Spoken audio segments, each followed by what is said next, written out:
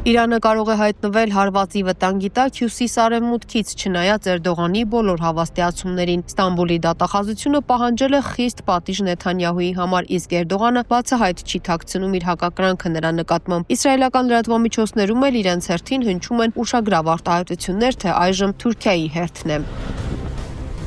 Թե իրականում ինչ ծրագրեր կարող են ունենալ կողմերը առավել հստակ կդառնա, եթե դադարի Ադրբեջանի նավթի մատակարարումը Իսրայելին Բաքու Ջեյհան նավթատարով, որն անցնում է Թուրքիայի տարածքով։ Այդ դեպքում Թուրքիան կարող է կանգնել ընտրության առաջ, շարունակել տարանցումը, թե փորձել այլընտրանքային լուծումներ գտնել։ Նմանապես կարևոր կլինի նաև արդյոք Ադրբեջանը կշարունակի նավթի արտահանումը նույն ուղղությամբ, բայց քանի որ Օսմանյան կայսրությունում ազգային սպորտադրվե թիկունքից դանակով հարվածելը Թուրքիայի կողմից հարվածը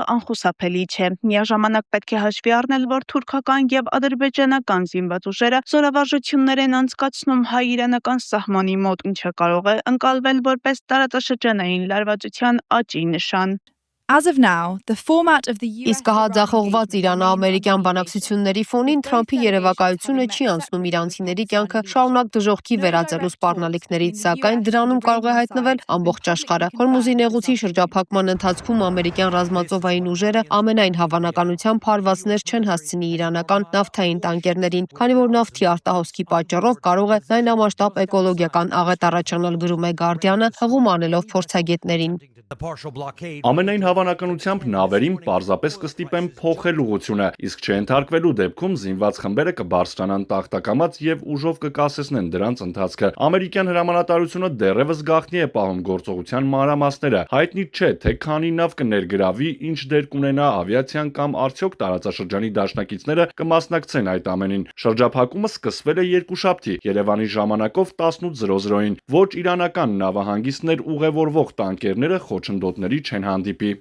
Միացյալ Նահանգները սկսել է Հորմուզի նեղուցի շրջափակումը։ Ըստ Wall Street Journal-ի գործողությանը մասնակցում է 15 ամերիկյան ռազմանավ։ Պենտագոնի նախկին բարձրաստիճան պաշտոնյա Դանա Ստրոլը այս առաքելությունը դժվար իրագործելի է համարել միայն սեփական ուժերով իրականացնելու դեպքում, հավելելով, որ այն ամենայն հավանականությամբ կենսունակ չի լինի միջնաժամկետ եւ երկարաժամկետ հեռանկարում։ Հորմուզի նեղուցի շրջափակմանը զուգահեռ Միացյալ Նահանգների նախագահ Դոնալդ Թրամփը դիտարկում է նաև Իրանի սահմանափակ հարվածներ հասցնելու հնարավորությունը։ Wall Street Journal պարբերականին հայտնել են տեղեկացված աղբյուրները։ Ըստ նրանց, սա այն սցենարներից մեկն է, որը քննարկվում է Սպիտակ տանը ապրիլի 11-ին Իսլամաբադում Միացյալ Նահանգների եւ Իրանի միջև բանակցությունների ձախողումից հետո։ Որպես այլընտրանք դիտարկվում է նաև լայնամասշտաբ հարձակումը, սակայն ըստ պարբերականի այս տարբերակը քիչ հավանական է, քանի որ Թրամփը չի ցանկանում երկարաձգել պատերազմը եւ ապակայունացնել տարածաշրջանը։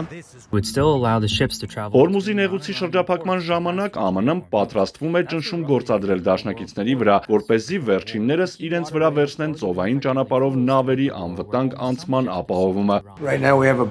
Միևնույն ժամանակ Թրամփը դեռևս հավատարիմ է հակամարտության դիվանագիտական լուծմանը, չնայած հնարավոր ռազմական գործողություններին։ Սպիտակ տան ներկայացուցիչները հայտարարել են, որ նախագահը դիտարկում է բոլոր լրացուցիչ հնարավորությունները Իրանի վրա ճնշում գործադրելու համար։ Iran's delegation has already Associated Press-ի հաղորդմամբ մինչև Միացյալ Նահանգների եւ Իրանի միջև ձեռքբերված երկշաբաթյա հրադադարի ավարտը քննարկվում է նոր բանակցությունների անցկացման հնարավորությունը։ Հնարավոր հանդիպման վայրերի թվում կրկին նշվում է Իսլամաբադը, նաեւ Ժնևը։ Միևնույն ժամանակ հաղորդվում է, որ Պակիստանը ակտիվ ջանքեր է գործադրում բանակցությունների երկրորդ փուլը կազմակերպելու ուղղությամբ։ Նախնական տվյալներով բանակցությունների նոր փուլը կարող է կայանալ ապրիլի 16-ին, սակայն ժամկետներն ու վայրը շարունակում են մնալ անորոշ։ Ղազարյան, Արտեմ Պետրոսյան, TB News։